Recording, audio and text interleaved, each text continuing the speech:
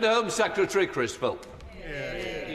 Thank you, Mr Speaker, and I thank the Home Secretary for the timely sight of her statement today. Firstly, on Syria, I thank the Home Secretary for her comments. We certainly support this government's efforts and the efforts of other governments around the world to try and ensure a transition to a stable government in Syria that can ensure the return of peace. We also support the suspension of asylum processing, and I'm glad the government decided to suspend that a few hours after I called for it yesterday.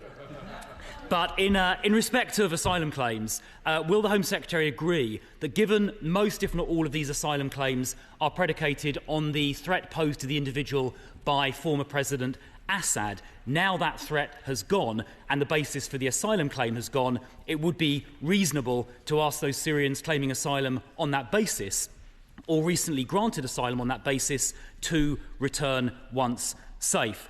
And finally, regarding Syria, the Prime Minister, as the Leader of the Opposition, asked the Prime Minister a little earlier if the Prime Minister would ensure that no former UK residents who are in Syria who supported the murderous Daesh regime which killed and raped innocent women and children, which persecuted minorities and which severely persecuted its opponents. Can we make sure those people do not return to the UK? In government, the Conservatives made sure those people didn't return, the Shamim and Begum case as an example of that. So will the Home Secretary take similarly robust action to make sure those people who supported Daesh do not return to the United Kingdom? I think the House would appreciate that assurance.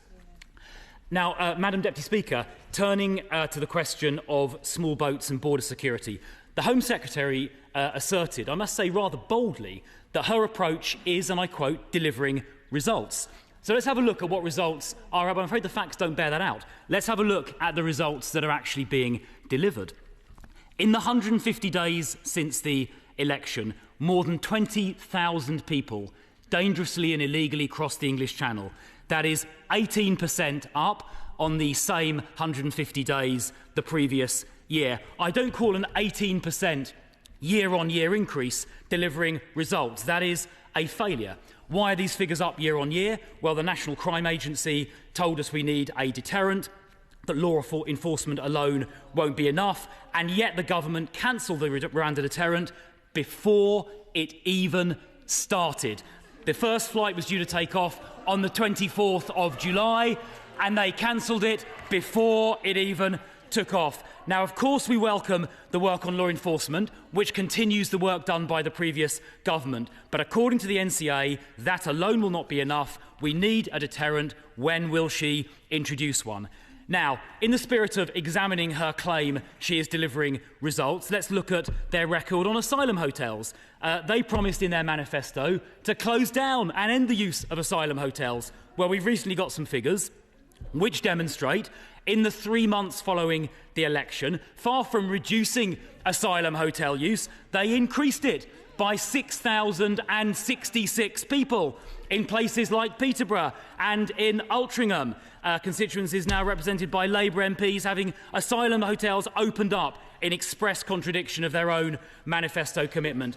And now let's say a word about removals. Now, it is welcome that the rising trend of overall removals has gone up, continuing the trend under the previous government, although I observe that almost all of those removals were to European and North American countries. But on the topic of small boats, the Home Secretary didn't break out the small boat returns numbers. Now, I wonder why that was. Well, I've looked into the figures, and it turns out that in the 3 months after the election, less than 5% of people crossing by small boat were in fact returned. But more than that, the number of people returned having crossed by small boat in the 3 months after the election was in fact lower than the number returned in the 3 months prior to the election.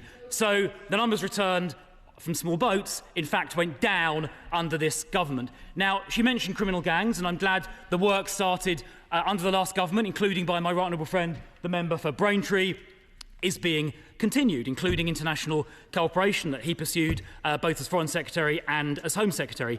But I'll ask the Home Secretary this: why in opposition did she vote against life sentences for people smugglers? Now, finally, Madam Deputy Speaker, we heard a bit about the discussion in the Calais group yesterday, and of course, cooperation is important. We cooperated when in government as well. But there are one or two questions I wonder if she had the chance to ask her French opposite number. So the first question is, will the French accept returns of people crossing the Channel? Because that would provide a very, very powerful deterrent. And the post-EU exit documentation, the political declaration, as she will know, expressly allows individual member states to engage in bilateral arrangements in relation to borders. So did she raise that with her French counterpart, and what did her French counterpart say? Secondly, was she able to ask her French counterpart whether France would intercept these small boats close to the French shore, as the Belgians safely do? In Belgium, it's resulted in a 93% reduction in crossings. If the French would do the same, intercept near the shore, that would have a very dramatic effect. So, Madam Deputy Speaker, the Home Secretary said she is delivering results, but these are the results. Crossings up 18%, asylum hotels up 6,066, and small boat returns down under the new government. She is delivering results. I'm afraid they're worse. Home Secretary. I have to just gently point out to the Shadow Home Secretary that his party left us with the highest level of small boat crossings in the first half of the year on record. The highest level for that season on record.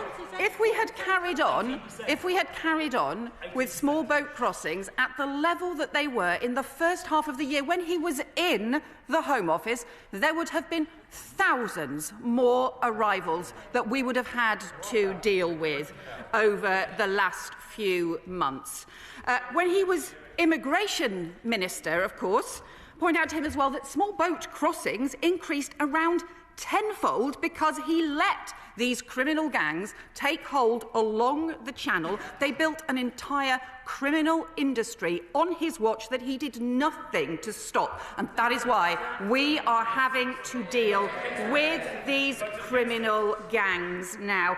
And as for returns, just gently point out to him, by the time they left office, returns were down more than a quarter compared to the last Labour government because of their continued failure on returns to even get the system working. That is why we have put substantial additional resources into returns, into actually making sure that the rules are enforced, which they simply have not been for far too long. And as for the asylum backlog, perhaps he will also take responsibility for the total crashing of the asylum system in the last few months before the general election, when his party and the Home Office that he was a part of ended up cutting asylum decisions in the last few months before the general election by more than 70% compared to the beginning of the year. A shocking dereliction of duty, which meant we have had to then deal with and handle the increased backlog